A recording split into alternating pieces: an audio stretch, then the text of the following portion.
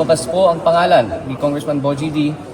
Yan po ang na-nominate bilang Speaker of the House. Okay, so a little bit of parang konting karunungan lang about dun sa bagong House Speaker. Kaalyado rin yan nila BBM. So parang kung baga kung naging basketball team to, na foul out si Martin Romualdez, may nag-sub lang sa kanya, naka-teammate din nila. Kumbaga na-foul out si Helterbrand, pumalit lang si Kagiwa. The analogy is like this. So, will we see a change in the Congress, like in the Senate? Kasi sa Senate kasi ang laki ng difference dahil hindi na mga kaalyado ni VP Sara yon. Dito naman mga kaalyado pa rin siya ni Bongbong Marcos. So, well, we shall see. That is yet to be seen. Diba? Tingnan natin kung gusto pa nilang ituloy yung impeachment by February 6, 2026. Pero as I've said, the impeachment lives and die with Romualdez. I think nasabi ko na yan ng paulit-ulit dito and it's over. And prediction ko lang to tandaan nyo to, timestamp nyo tong prediction ko na to. I think di ba nag-motion for reconsideration ng House dito sa Supreme Court. I believe, mga kamats, mga kaibigan, na that will be rejected. Okay. Siguro lalabas ito by December this year, November, December, or January. Makikita nyo. Anyway, prediction ko lang. Tuloy natin. Duterte, cover-up move na naman daw po ito. Kayo daw po yung pumili kay Bogie D.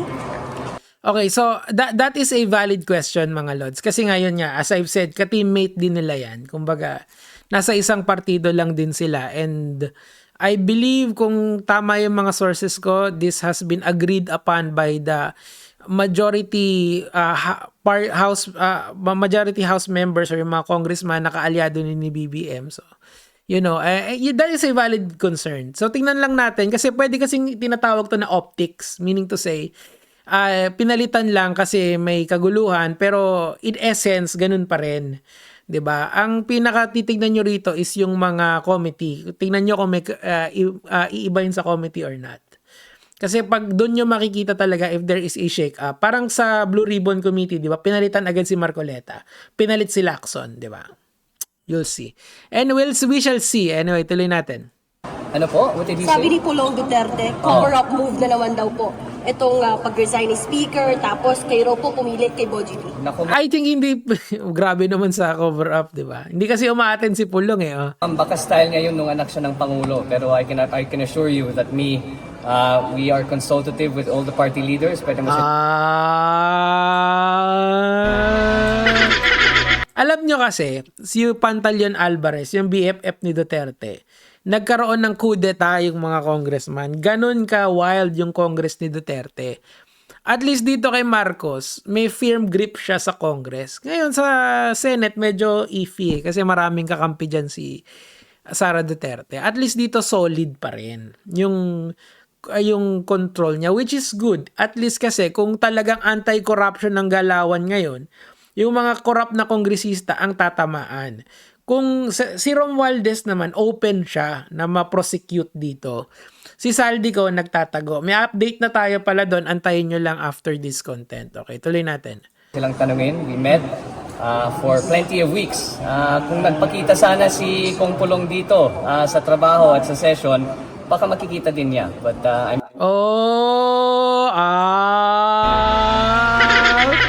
Is it time? Is it time? Is it time? Pulong versus Sandro? Anyway, tuloy natin. I'm sure he's busy looking for the 51 billion that was spent in 51 billion ang program fund sa Davao? Well, isa yan sa totoong issue yan, mga lods. You can actually search this sa Google. Try nyong hanapin 51 billion ang program funds kay Pulong. Nung House Appropriation Leader pa si Saldico, nahanap yon sa Davao. Now, may explanation naman doon, okay? Hindi pa naman siya nagagamit, okay? Pero dapat ilagay siya sa flood control, sa mga road widening, mga ganun ba. Pero hindi natin alam kung saan napunta yung pera. Grabe naman si Sandy. Palaban.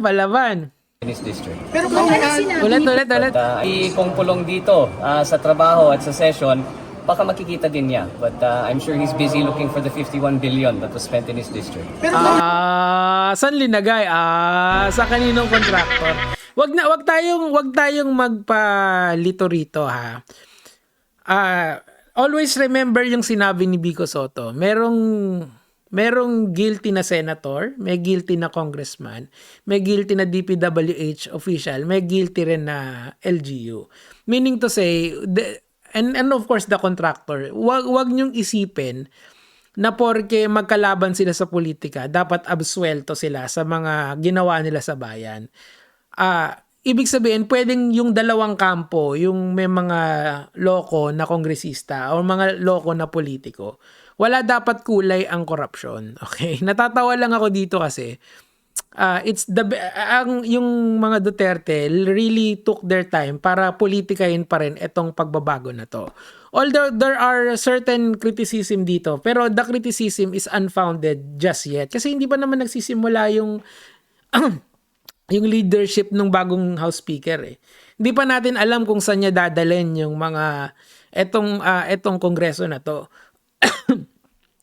Kasi the best thing na kailangan niyang gawin dito is number one is to siguro kung mapapasabpina nila or mapapaharap nila sa congressional hearing si Martin Romualdez, then that's good. Magandang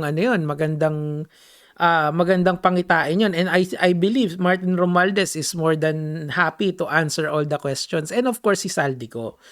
Pag hinarap nila si Saldico, doon talaga masasabi kong bibilib. Kasi, kumbaga, ngayon kasi, ang balita ko, nagtatago na daw si Saldico. And that is confirmed by one congressman. Mamaya, paparinig ko sa inyo yung interview na yon. And si Saldico kasi ang pinaka-importante rito.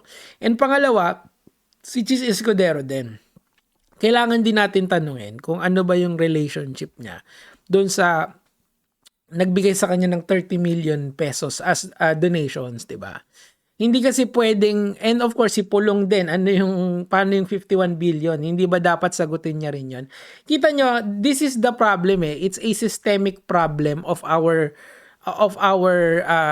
government, of the whole issue. Hindi lang, sabi ko nga sa inyo, hindi pulat dilaw ang tunay na magkalaban dito. It's the whole system na nagpapakasasa yung mga senador, yung congressman, and all of the officials na from the bottom to the top. Meron akong napanood, again, pagka nakikinig talaga ako kay Vico, na natututo ako kasi political graduate yun political science graduate yun. May bibingka system, may bibingka strategy daw. So what is the bibingka strategy? 'Di ba yung bibingka paglulutuin mo, dalawa yung apoy, isang malakas, isang maliit. Meaning to say, if you want to solve something sa sistema, kailangan meron kang apoy na malakas para dun sa mga malalaking official and apoy na maliit para doon sa maliliit na officials. Gets nyo? The whole system is rigged para magnakaw itong mga tao na to. Regardless if you are Marcos or Duterte, doesn't really matter. Tandaan nyo, the Marcoses also had their fair share of allegations sa kanila.